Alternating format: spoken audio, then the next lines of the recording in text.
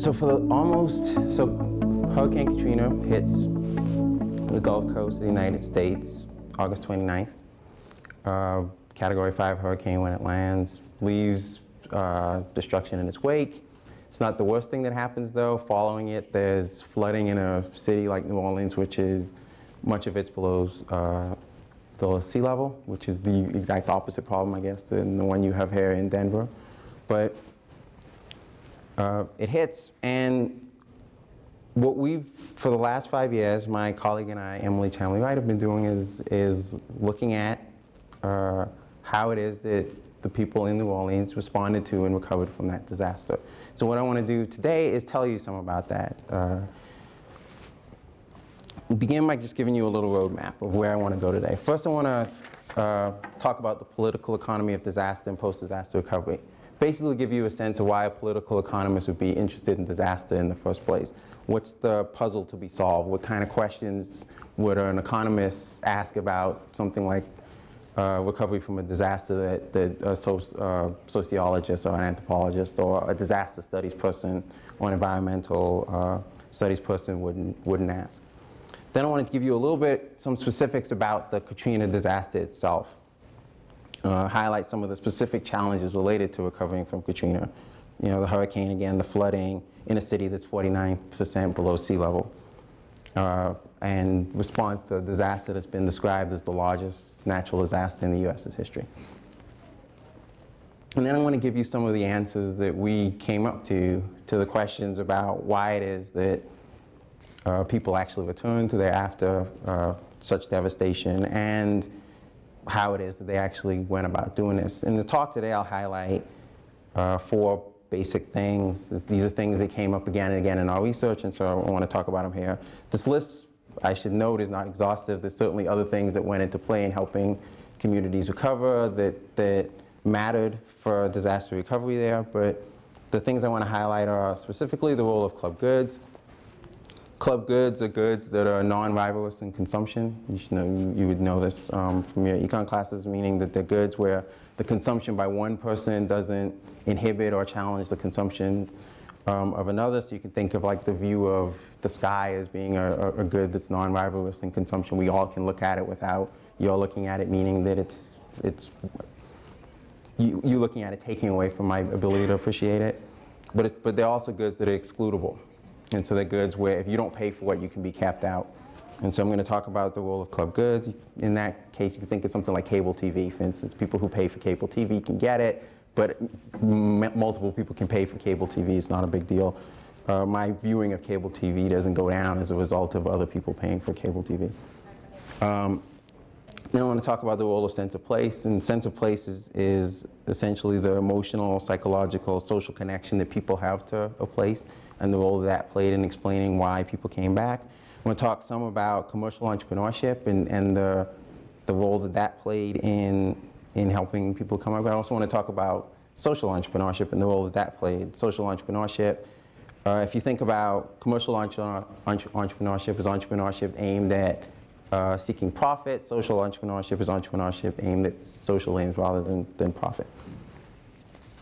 And then, if we have time at the end, I want to give some thoughts about post-disaster public policy. Some of that would be relevant for the discussions about what to do in the wake of the hurricane and the earthquake in Haiti a year ago, and the earthquake and tsunami in Japan this year.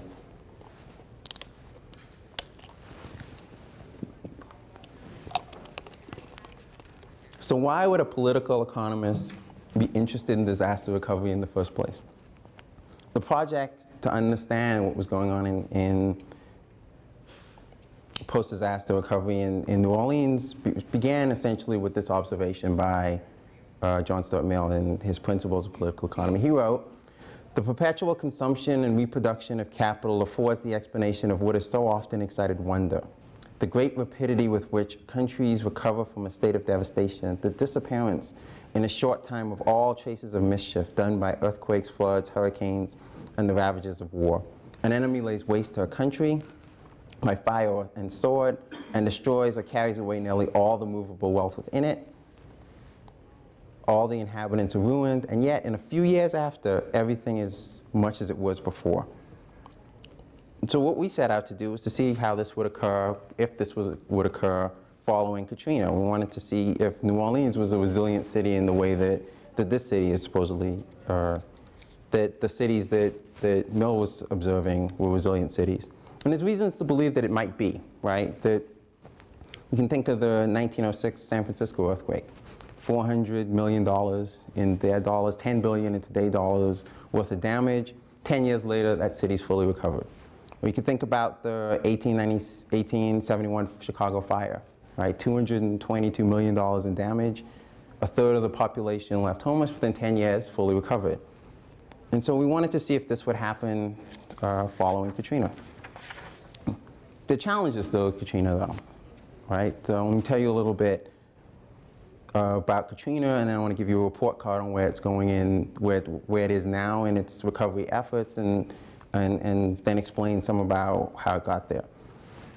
So Hurricane Katrina, this is just to remind everybody, about over 1,500 casualties in the greater New Orleans region. That number now in the most recent official estimate is 1,824 people died as a result of Katrina. Over $100 billion in property damage as a result of Hurricane Katrina. Over 55% of the homes in Orleans Parish and the city of New Orleans have the exact same borders, and so you can use them interchangeably. Over 55% of the homes in Orleans Parish had major to severe damage or were destroyed. By major damage, I mean damage greater than $15,000 worth of damage. Hundreds of thousands left homeless, tens of thousands of businesses affected, hundreds of thousands of jobs lost. Now those numbers are in some sense relatively small when you think about them in comparison to the earthquake in Haiti in 2010, right? That was an earthquake magnitude of 7.0, as much as 316,000 dead as a result of that hurricane, according to some estimates. 1.5 million people left homeless as a result of that. 800,000 of those are still in temporary shelters. Only 700,000 of those have moved to more stable houses.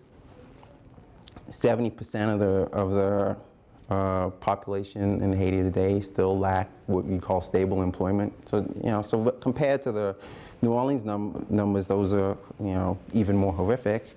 And then the New Orleans numbers look somewhat small. Or you can think about the recent earthquake and tsunami in Japan, right? Over 10,000 dead as a result of that. So the numbers are greater, but still,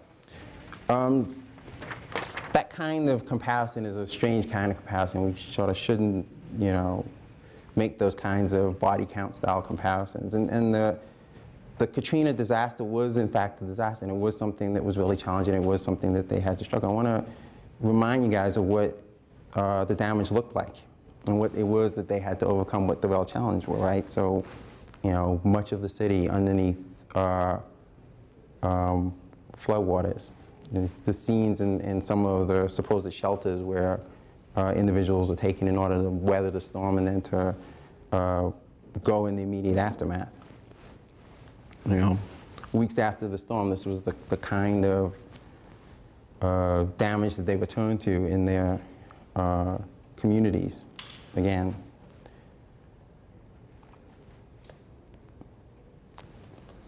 and so not surprisingly, in response to this kind of disaster, the recovery has been slow and is still incomplete. That before Katrina, there were 200,000 active households in Orleans Parish. By active household, what I mean is that there's some structure on the property, could be a trailer or what have you, but some structure on a property where they're receiving mail. And so prior to Katrina, there were about 200,000 of these active households in Orleans Parish, in New Orleans. A year after, so remember Katrina hits in August of 2005, a year afterwards, 50% households were active in Katrina. So half the households had still not returned. 2 years after Katrina, 70% active, so about 140,000, 139,000 actually had returned. September 2010, so it's 5 full years after Katrina, 79% active, about 159.4 thousand, 159,400 active households in New Orleans. And by active households, you should keep in mind, like I said, it just means that there's a structure on the property where someone is receiving mail, right? And so doesn't mean that the house is fully repaired, doesn't mean that the house is repaired at all. Doesn't even mean that the house is livable. The house may not, in fact, exist. The person may be living in a trailer, may be living in a temporary structure on the property as they're attempting to build a house. For a long time, there were just trailers on properties when you'd go there. And so this number, in many respects, overstates the recovery, or it underestimates what needed to be done, what needed to be accomplished. And so the recovery's been slow and incomplete, and the recovery's been uneven.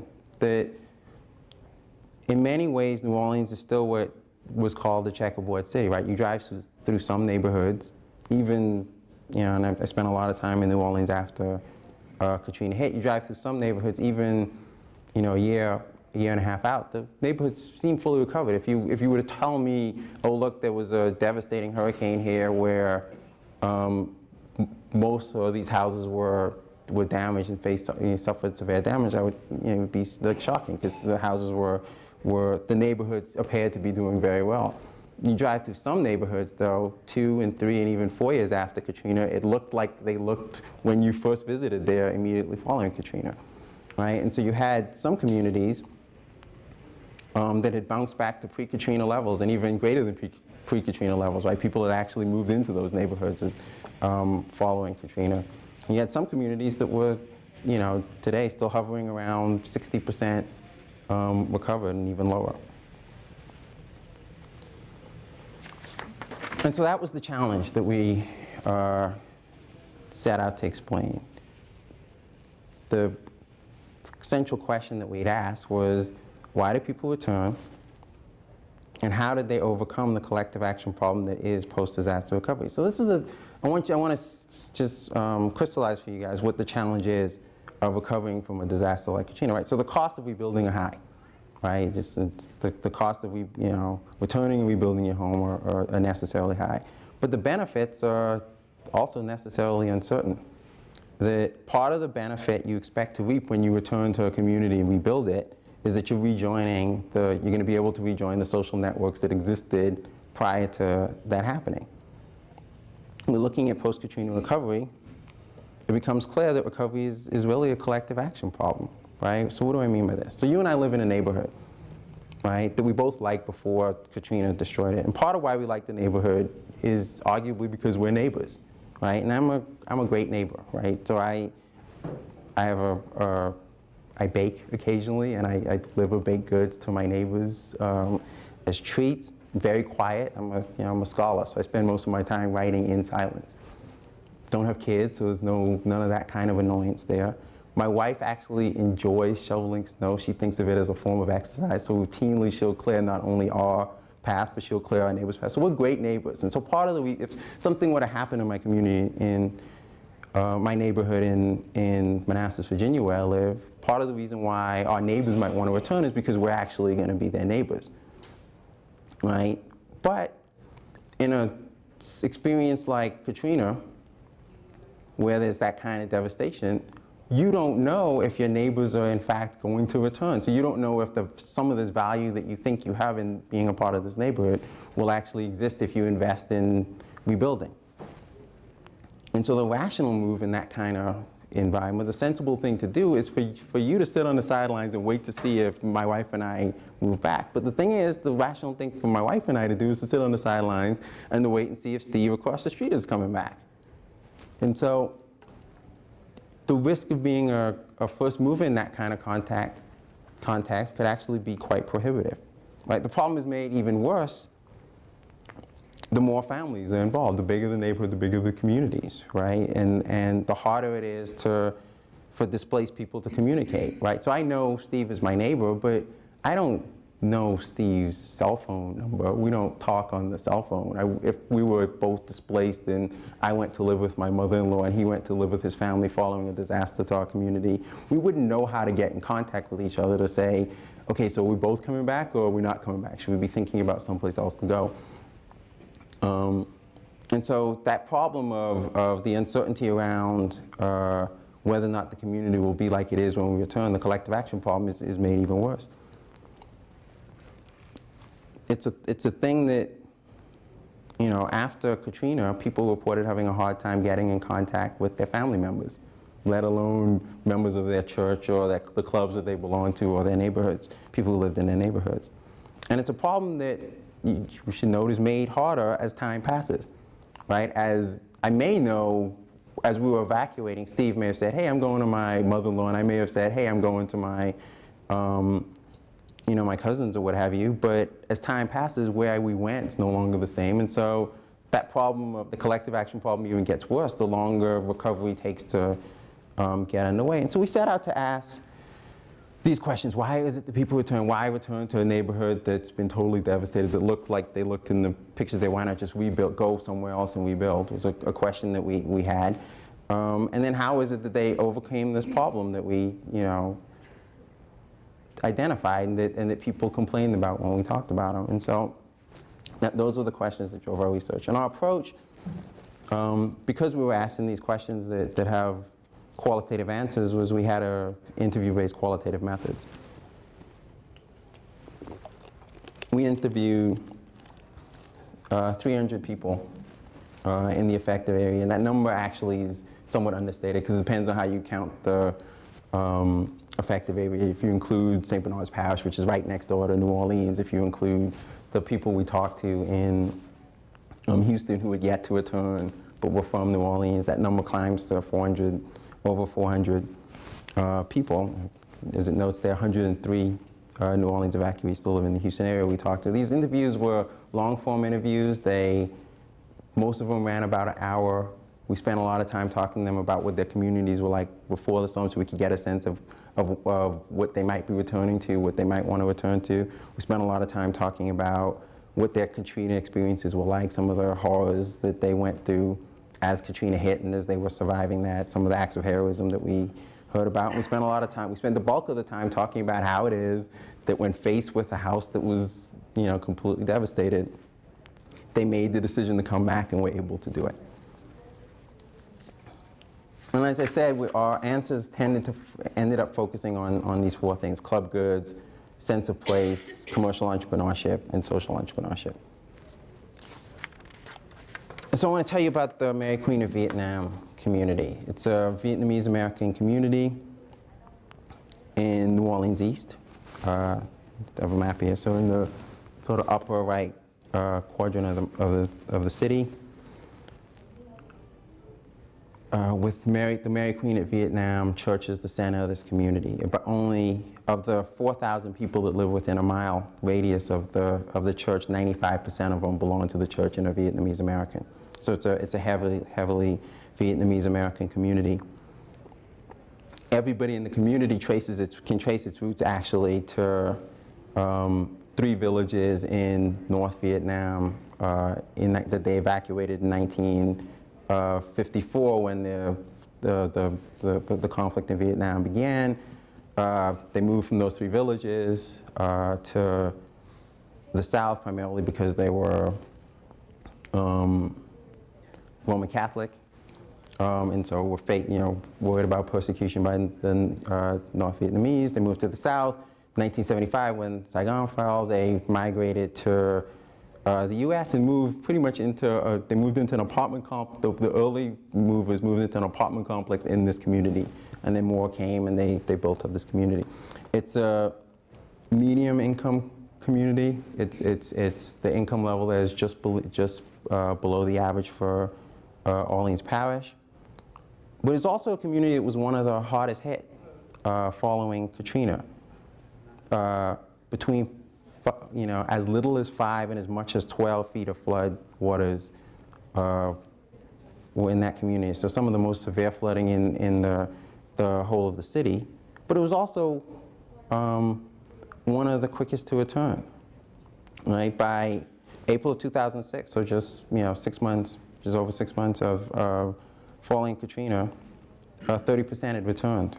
By the summer of 2007, so 2 years following Katrina, 90% had returned. And so this was a real puzzle to explain. How is it that this community managed to come back so quickly? And this is at a time when, as they note now, even now, 5.5 years after, some communities are still hovering around 60%. And at the time that this community come back, some of the richer communities were still very low, as little as 10% in some communities. Another thing that made this such a puzzle to explain was that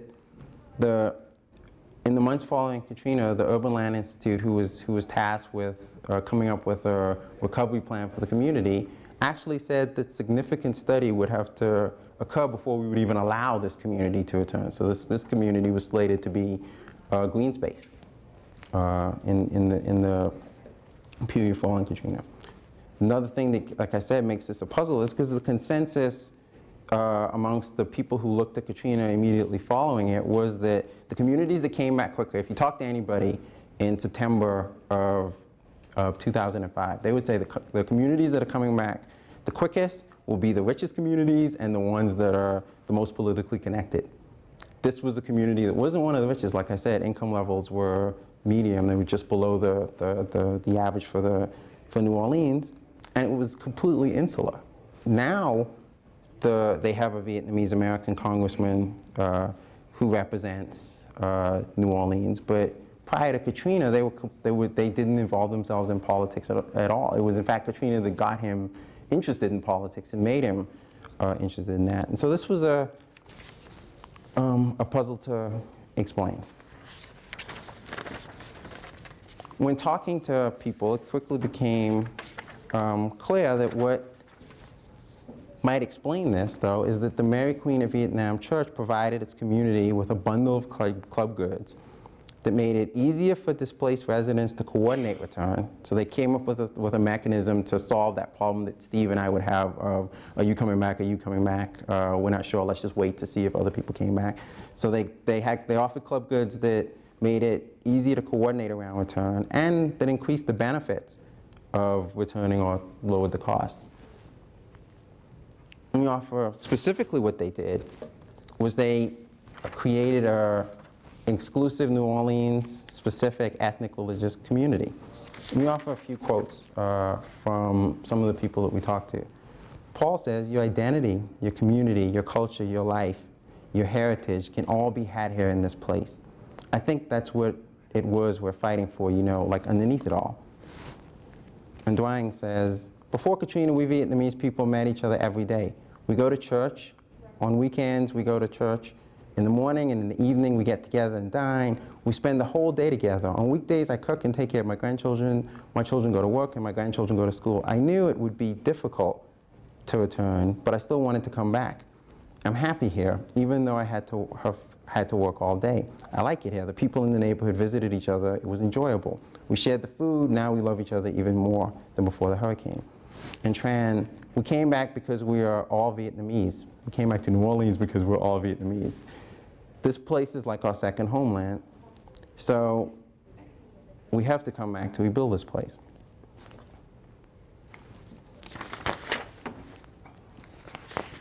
And so specifically, how did the Mary Queen of Vietnam Church support this thing? Well, they did it in a number of ways. They hosted Vietnamese American language masses. These were masses that twice daily, actually, in the Mary Queen of Vietnamese Church. The church also served as a meeting space for non-religious and religious groups. And so the members of the community viewed the church as a social space that, not just for their religious activities, but when they went to meet friends is when they interacted in the church. And the church also hosted weekend markets, selling Vietnamese produce, arts, and crafts. And it provided an organizational structure that I'll talk about some later that kept people connected even when they were far-flung, even when they had been evacuated to Houston and Dallas and Atlanta and other places. The point, though, is about all that is that this is a community that's difficult to recreate elsewhere, right? And you don't, unless they were able to get together and to coordinate a move elsewhere, that this was a community that they were likely to not be able to find anywhere else. And you talk about, when we talk to people who, from this community who spent time in Houston, whatever, one of the things that they spoke to was them missing this community. They were able to create a second homeland in New Orleans.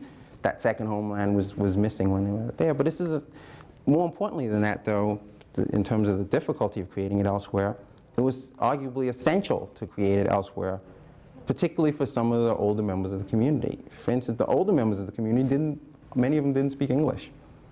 And so they couldn't be independent if not surrounded by Vietnamese businesses, doctors, lawyers, stores, weekend markets, and their friends, right? That you talk to some of the older people in this community who, were evacuated to places where some of their, arguably some of their children lived, and they would say, look, when I was living with my daughter in Houston, I actually felt handicapped. When I was back in New Orleans, I was a respected elder member of my community that could, get around, conduct my own business. I was able to live an independent life. In Houston, I couldn't do that. In Houston, I was dependent on my children. I had to come back. There was no thought in my mind to not come back to this kind of community, because in this kind of community, I'm actually able to be fully myself.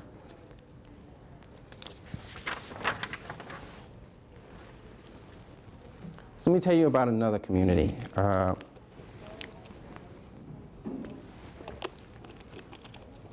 The Ninth Ward. If you've seen either the first or second Spike Lee movie, a bunch of it took place around the Ninth Ward. It's where the levees broke. And so it's arguably the place that got the most press immediately following Katrina. Prior to Katrina, it was a disadvantaged neighborhood. And so they had the problems that you would expect to find in a disadvantaged neighborhood, right? So poverty levels were high, crime was higher than on other places in the city. It was a disadvantaged community. But still, the residents came back to this community. And the residents came back even though they had an opportunity, some of them had opportunities to rebuild their lives elsewhere. Ninth Ward, as I said before, was also a place that had significant damage, right? And so, just by hinting into where the levees broke, you know that 81% of the homes suffered significant damage. And 2 years after Katrina, recovery levels in the Ninth Ward were very low. So 26% active households 2 years out, as low as 7% in some, depending on how you carved out specific neighborhoods.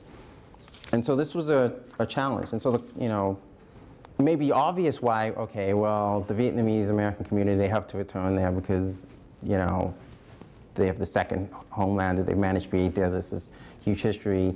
And this community was, such a vibrant community prior to Katrina, why not come back? The question, though, is why return to a community like the Ninth Ward?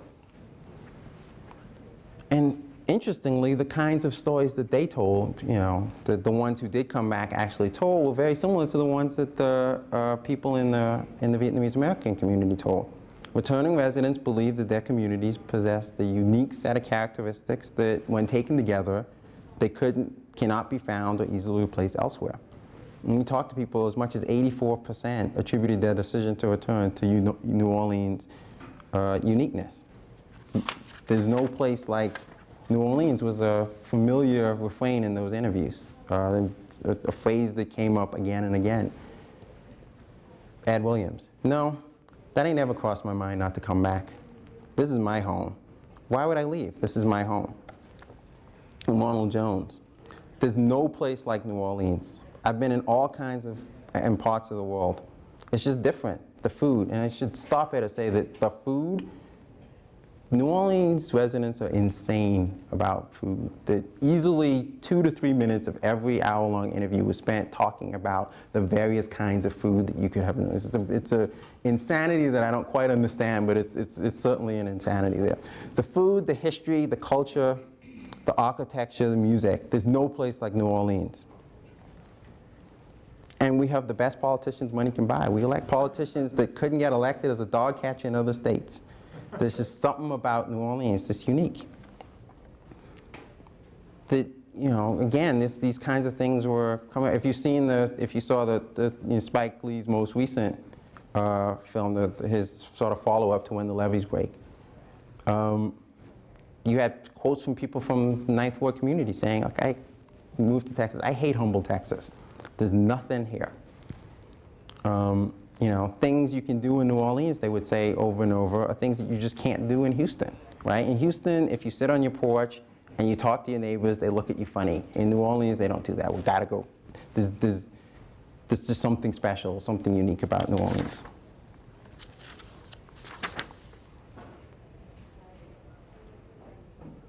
Robert Jackson. New Orleans is a city, again, that is unlike any other city I've been. Everything about it is unique. And just to give you a sense of, this is the level of the kind of food insanity that sort of infects New Orleans. There's food here that you will find no place else in this country, period. We have red beans and rice, hot sausages, pickled pork, gumbo. We have the best seafood in the country, bar none. There's po' boys. I mean, you don't have po' boys anyplace else. Gracious, I mean, shrimp, toffee, crawfish, bisque. You can't get that any place but New Orleans. You just can't. I found out, this is interesting to me, we use pickled pork a lot in seasoning. It goes in beans, it goes in greens, it goes in all kinds of stuff. If it's a seasoning meat, and rather than fresh pork, it's pickled. I found out after the storm that the only place you can buy pickled pork is in New Orleans. And again, just similarly, Martin Davis, the flavor of New Orleans is unlike any other. And I've been to a lot of cities. I've lived in a lot of cities in my lifetime, and everywhere else, from the East Coast to the West Coast, and there's nothing like New Orleans. And, you know, arguably the same could be said of any place, but not many places have been so disparaged for having so little redeeming qualities as this community was in the immediate aftermath of Katrina, and yet people still had a sense of place, a sense of why their community was better than other communities, why returning to their community was essential. And so those first two, sense of place and club goods, you know, speak to, you know, arguably the why of Katrina recovery. The next 2 points on commercial entrepreneurship really speak to the how. And so after Katrina, commercial entrepreneurs provided key materials and services that facilitate rebuilding, including the rebuilding of social spaces. I don't know about you, but I don't know how to build a home. So if my home was destroyed, I would need to rely on others to help me build. I need to rely on plumbers, electricians, carpenters, masons, folks who eradicated the mold from the fact that my home was underwater. I'd have to buy new furniture, I'd have to buy new clothes, I'd have to get, and for all of that, I'd have to get building materials and other things to, you know, paint, wood, cement, and others. Over and above their everyday roles in providing these kinds of things, commercial entrepreneurs played arguably heroic efforts in the immediate aftermath of Katrina. They also did another thing that was important. They signaled that particular communities were recovering. You're simply not, think about it, you're simply not going to move back to a community where there's no corner store, there's no signs of life. Not only because there's going to be no place to work if none of the entrepreneurs are actually back in business, but it's going to suggest to you that this community maybe isn't a community that's about to come back. And so commercial entrepreneurs played another important role where they signaled that particular communities were coming back. I'm going to talk to you about Casey Kassim, who owned the discount zone in the Ninth Ward.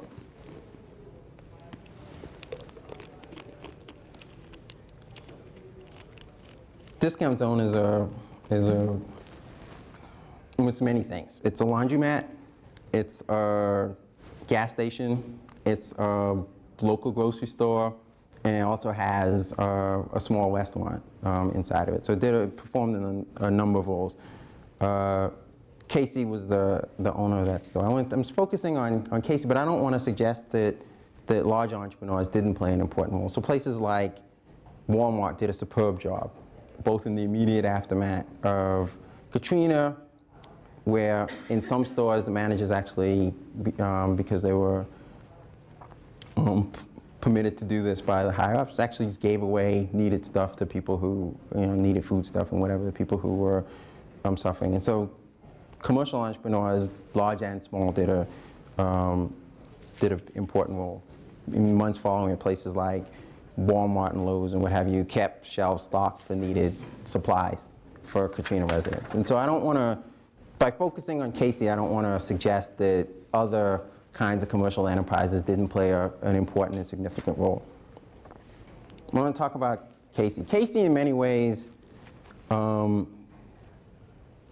hard to talk about because Casey's one of the people I interviewed without thinking about him as a hero, right? So he decided that he would ride out the storm in his store in the 9th Ward. It was a 2-story building, and so he figured he would be safe in the top story, where in addition to the gas station, laundromat, food, local grocery store, and local restaurant, he also had a few apartments. So anyway, so he decided he'd ride it out at the top of his store in the few apartments. He had the presence of mind, though, to go and get his boat and to tie it up to the building, because he thought there'd be flooding, but he didn't think it would be the kind of flooding that existed, but he thought there might be some flooding. He thought a boat may come in handy. And so he did that, and the hurricane passed. There was the calm that everybody reported immediately after the hurricane, where the hurricane passed, and people went, this wasn't so bad, some stuff's torn up by wind and what have you, but it looks like we're okay. And then the water comes rolling in, and there's flooding at levels that they had not anticipated. And so his boat that he tied up, is there. As the flooding seems to settle, he starts hearing screams and sounds from some of his neighbors.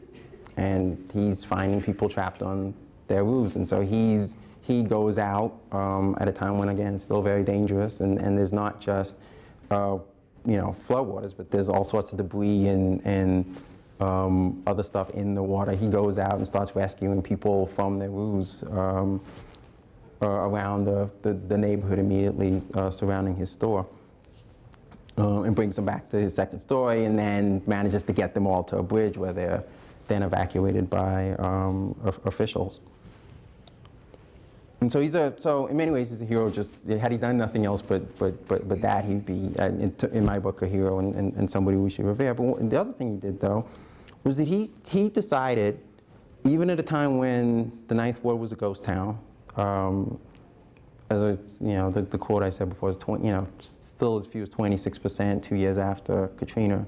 So the 9th Ward's a ghost town. He decides, I'm going to open up my store as soon as possible, because there's no way people are coming back unless they have jobs, unless they have they can get gas for their cars, they can buy stuff in their local communities. And so he does that. And so his within months of Katrina, he reopens his gas station, and that the thing that he had not anticipated, which also turned out to be the case, was that his store was before Katrina, and he knew it to be important, but didn't realize how important was a social space. It was a space where when people came in to shop for stuff, they actually chatted and talked and what have you. And so it became a place of normalcy as they returned to their homes that were completely devastated and had to gut their houses or try to rebuild. It became a place, by getting his store back and running, by getting it open, and it became a place where they could reconnect socially, and a place of normalcy in at a time when nothing in New Orleans was that normal. And so commercial entrepreneurs, the big ones like the Walmarts, and the little ones like the smaller ones like the Casey Casims, played an important role in bringing back, helping communities to recover following Katrina. After Katrina, those social entrepreneurs also played an important role. Arguably the biggest is they helped to solve that collective action problem associated with deciding to return and rebuild by doing a number of things, collecting info on evacuees and their intentions, to come back, acting in many cases as first movers. Dorothy Voitier, who was the superintendent of St. Bernard Parish, was an amazing social entrepreneur in the face of Katrina. She said, 2 months after Katrina, look, I will have a place for everyone in my school who registers by November 1st. She expected 50. One of the reasons why, when you talk to people about why they weren't returning, it was because, well, if I return, there's no place to put my kid in school. I can't really return if I have kids. She expected 50 to 703 registered. By April of the next year, so 8 months after Katrina, 2,000 had registered. So in addition to sort of helping to solve this collective action problem by acting as a first move, acting as a focal point for people, social entrepreneurs also organized and engaged in outreach, activism, and advocacy on behalf of their communities. They kept members involved and informed about the political developments following Katrina. They lobbied in many cases. As I noted earlier, some communities in the initial plans following Katrina said that they might not be allowed to return, and so it was really important for members of those communities to lobby and to convince the planners that theirs was a community that should be allowed to come back. And then many directly assisted in the rebuilding efforts and provided essential services, like gutting buildings and houses, providing all sorts of aid. I can tell you about a couple of them. Father Vien, who's the pastor of the Mary Queen of Vietnam Church that I talked about earlier, played an amazing role. In the days, within days following Katrina, Father Vien also, in many ways, a hero and someone who actually saved lives in a vein similar to Casey Kasem. He decided that he recommended that everybody in his community evacuate. Some of the older members of the community said, we're not evacuating. Hurricanes happen in New Orleans, we're going to ride out this hurricane too. So he convinces them to ride it out in the Mary Queen of Vietnam schoolhouse, which is a 2-story structure. So he does that. Again, same sort of thing happens. The hurricane passes, there's this calm, people start returning to their homes because it appears that the worst is past. Floodwaters start rushing in. He and members of the Mary Queen of Vietnam leadership who had stayed with him start going throughout the whole community on boats and retrieving people who had returned to their homes and were now trapped as a result of the floodwaters. And gets them back to the church, and they ride it out until they're able to get help from outside. As soon as he was able, though, so after doing this, as soon as he was able, he started visiting the evacuation sites in Louisiana, Texas, Georgia, and Arkansas. And he was on the road. And what he did a couple of things when he went to those sites. One thing he did was he took pictures of everybody he visited, because he knew that when he went to sites where others were, they'd be concerned about their family and friends, and he wanted to convince them that they were all right. So he took pictures of everybody he spent time with, which was an amazing presence of mind to do that. He also told them all that they were returning.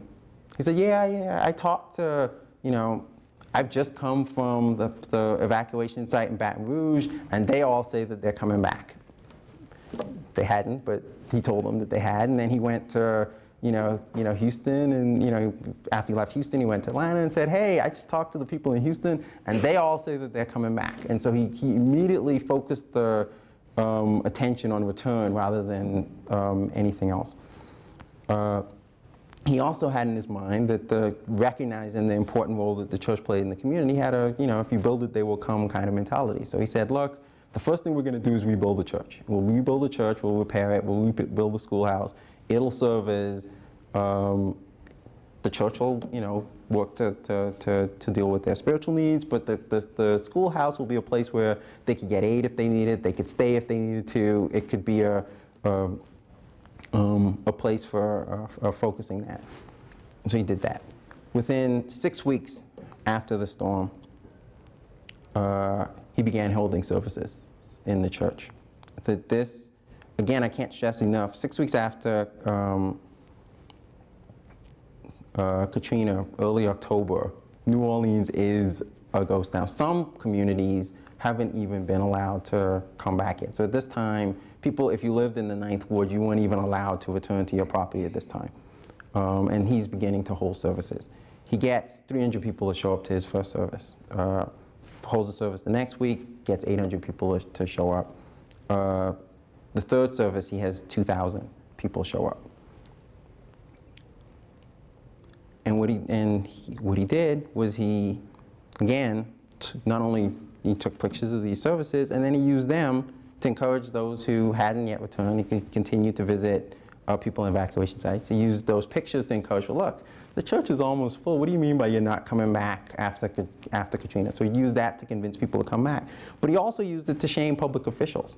Because at the time, public officials were saying, well, look, things like garbage disposal and other public service, water, other public services,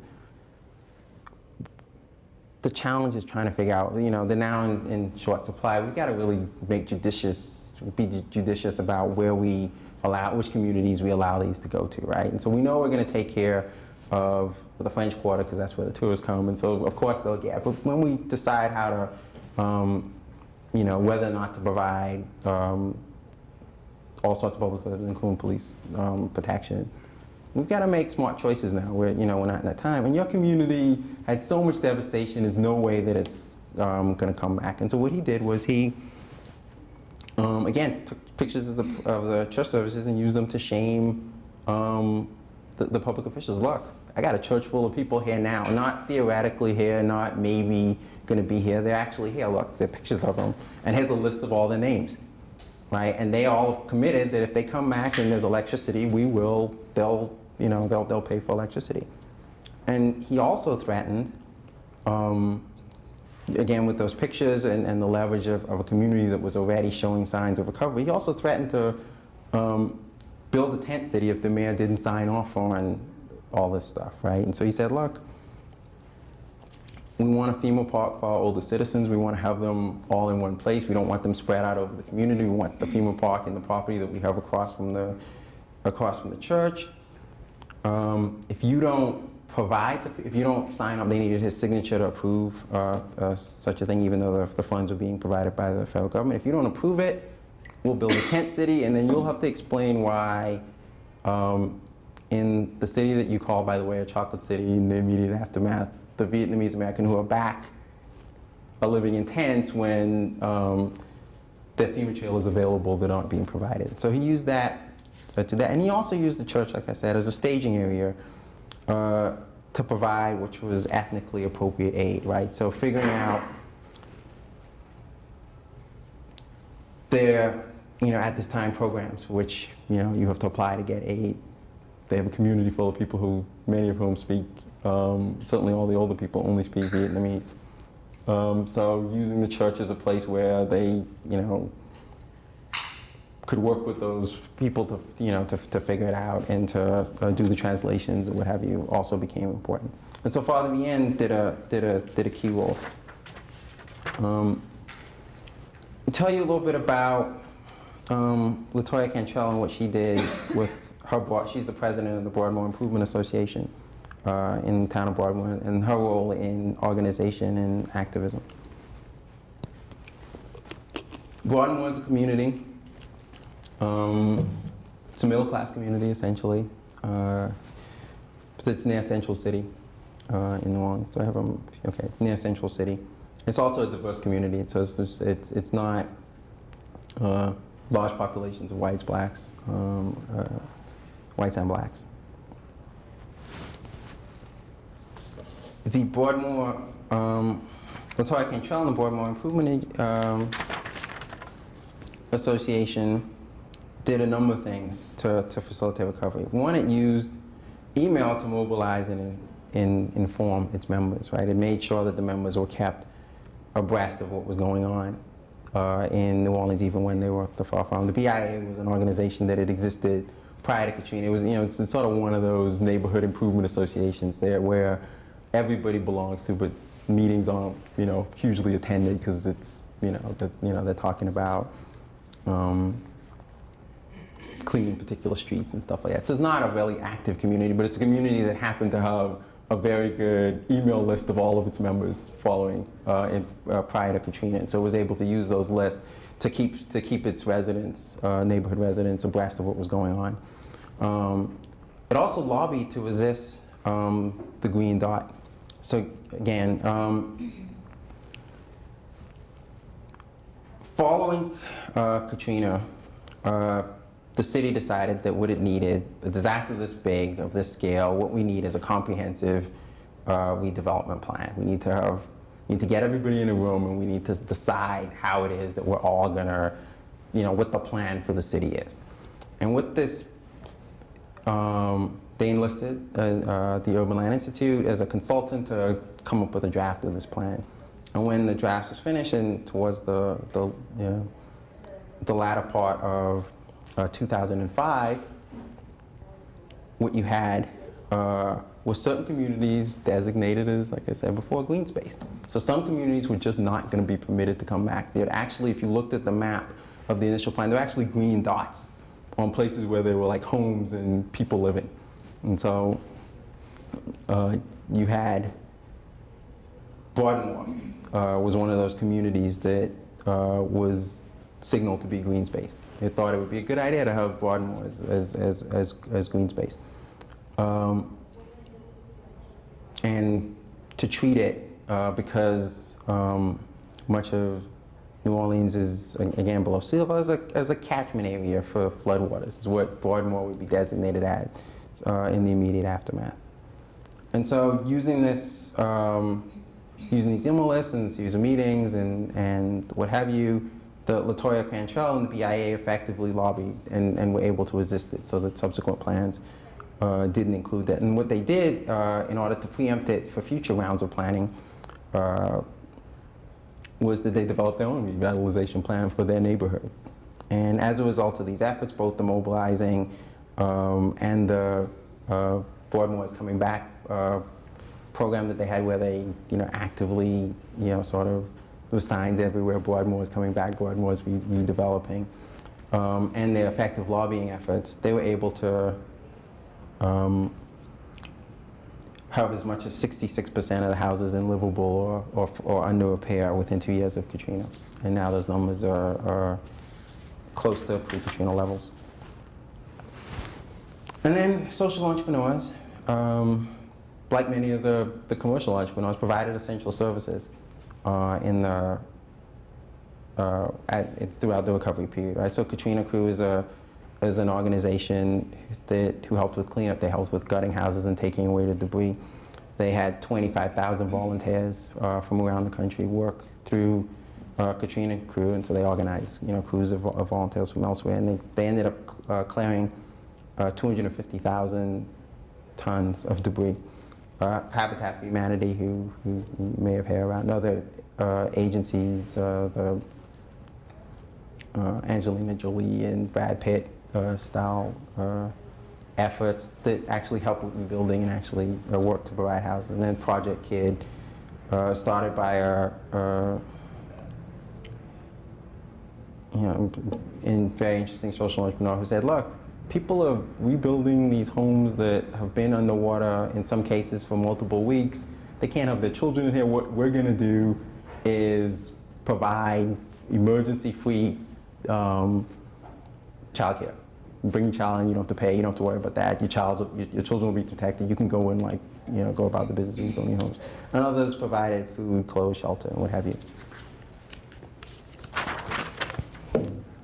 And so let me just take a couple of minutes and offer some thoughts on post-disaster public policy. And again, like I said, some of these may be relevant for what's been going on in Haiti and what's now going on in Japan. We learned a couple of lessons doing this project, I think, that are useful for policymakers. One is that neighborhoods are built and rebuilt by residents and business owners, not by governments.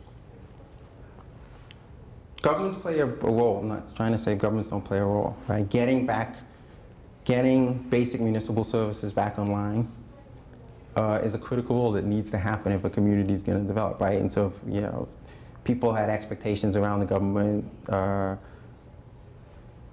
picking up garbage, providing police, and the like, and it's important that they do that if the community is going to recover. And same with opening schools and having a place for their kids to go and to learn is essential if communities are going to come back. But the task, the work of rebuilding is work that's done by individuals and by business owners. What happens, another sort of lesson that comes out of this is that the moment following a disaster is not the time to re-engineer an entire city, right? So Katrina happens, and immediately many public officials and some outsiders decided this is an opportunity to change the footprint of New Orleans. We didn't like it how it was before.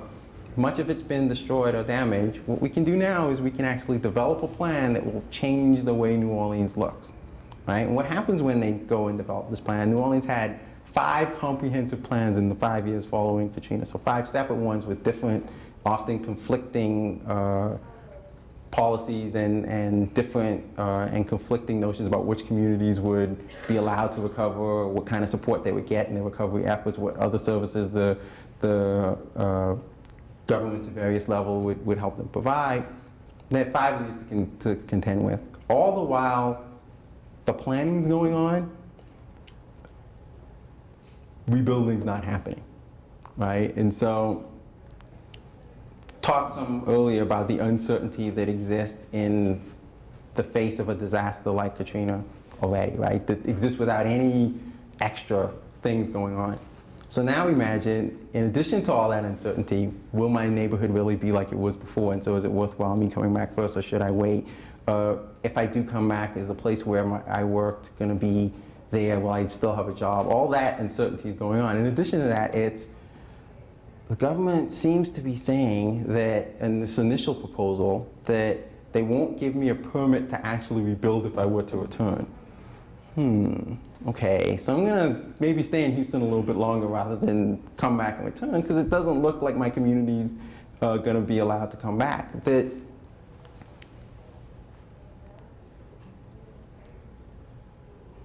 the last report said that it might, but this report said that it might not. Again, that's to the level of uncertainty and confusion about what in fact it is that the right thing for me to do in that circumstance where I've been displaced by a disaster is. And so, you know, the moment following the disaster isn't the time to redesign the city. It's the time to do what can be done to facilitate recovery and essentially get out of the way.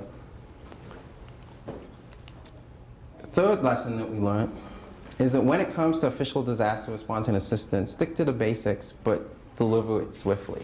Right? It's much more important that the community commit, the local governments commit to providing sewage and garbage and water to a community than it is that they commit to providing a light rail from the main part of the city to it, right? It's much more important that they say they're going to deliver the basics and actually deliver the basics on time. It's much more important that they go, look, the schools that were open before will be open, there will be a place for your kid to go to school, than it is for them to engage in comprehensive planning about whether or not there's in fact enough green space in New Orleans and whether or not this is an opportunity to deliver green space. If for no other reason, based on the results of Katrina recovery, we don't know. The planners seem to be very bad and arguably likely to be very bad at predicting which communities are going to actually come back and which communities aren't going to come back. They did a horrible job of predicting winners and losers. They said that Broadmoor and New Orleans East community, Vietnamese American community, won't even be permitted to return because the devastation is so bad. They were amongst the first to come back. So comprehensive plans of the sort that make these decisions about which communities are going to win and which communities are going to lose are just likely to be certainly proven fallible in the case of Katrina recovery, and are likely to be fallible. And again, so all these sort of speak to, how important it is that public officials anchor community expectations around achievable positive outcomes. Public policy can help to anchor community expectations around the likelihood of a successful rebound, not by promising the world, as I said before, but by just getting the lights turned on and the water restored. By promising only what is absolutely necessarily achievable, policy makers create a space where civil society individuals can step in. And so thank you much for listening, and I'm happy to take any questions. Thanks for coming. Did many of the people you interviewed express concerns about the fact that the city is still under water level and it could happen again? And also, to go to the public policy point, they need to the government needs to turn the water and the electricity on and everything, but then they also need to instill some sort of confidence in the people that the levees are going to be rebuilt and be rebuilt better, and that takes time. So maybe that's why recovery is slower there? Yeah, so it's certainly the case that the communities,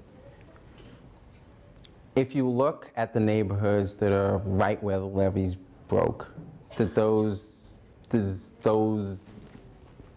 in the weeks following Katrina, so after the floodwaters were subsided, they were, looked like a bomb went off, right? Those houses were just uninhabitable and didn't look like it. If you returned a couple of years later, those houses had been taken down and they were just sort of flat, with grass growing over in the properties.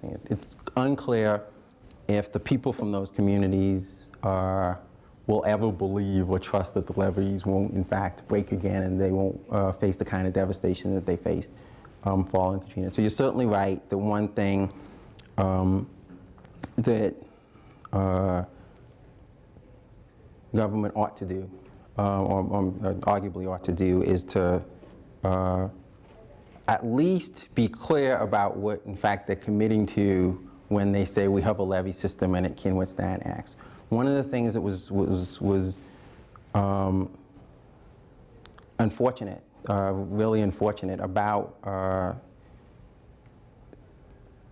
the whole Katrina experience is that the government had committed to, look, we have levees and they can withstand X, hurricanes at X levels. We're so confident in that we're going to draw the flood maps, assuming that the levees will never break and there will never be a reason to have flood insurance in certain areas. And so they have that as the, and so that was sort of one of the things that they did in response. That meant that people who suffered tremendous flooding following Katrina had actually been told that they didn't need to get flood insurance because they were not in danger of facing floods, right? And so it's unclear if the agencies responsible for building the levees and for constructing the flood maps were honest about, in fact, the dangers that face those communities, if those communities would have existed there in the first place. It may be the case that they might not have been able to get homeowners insurance because with accurate flood maps that didn't say you're in no danger of being flooded, when in reality they were in danger of 12 feet worth of floodwaters, they may not have ever moved there. And so, I think that it comes back to one of the last points what I was making, which is that I'd said that what government ought to do is make clear promises and keep those promises, and so stick to the basics of what it's meant to do. And if it did that, that arguably recovery would have been faster in the wake of New Orleans. This discussion of the levees sticks to maybe that should be the policy at all times. Stick to the make clear promises, stick to the basics, deliver exactly what was promised. Efforts to have agencies in place that don't do accurate assessments of the actual danger of flooding, and so that people don't end up with flood insurance, so that then they're not able to recover swiftly because they never got, one, they were in a neighborhood that they might not have been in otherwise because they might not have been able to get flood insurance. Two, they're because they were in that neighborhood, they don't now have insurance, flood insurance at the levels that they ought to have it, and so then they're not able to recover swiftly because they don't have insurance at the appropriate levels. That's arguably a way where the agencies responsible made recovery, made the level of devastation worse than it otherwise would have been, and made recovery slower than it might otherwise have been. So. Other questions? A statement. I mean, I'm from the Maryland of New Orleans. Okay. All right, so it's the French Quarter, Maryland. Yeah. I can see every morning. We know that we live 6 feet below sea level. We understand that our levees might not hold. What we were expecting at Katrina was a little more response, a better response to the people, a response to my neighborhood, which didn't even get hit. All right, because the pumps, like they say, the French Quarter. Right. I mean, but the response time was really shit, bad. That's all it is, So we know we live in the bayou. That's where we live at. Right. And we like it there. Yeah, no, it's not, as I was talking about earlier, the people we talk to from New Orleans love New Orleans and want to make a go of it in New Orleans and what have you. The problem, to the extent that there's a problem, is that there's certain expectations that have developed there over time about what they might expect, not from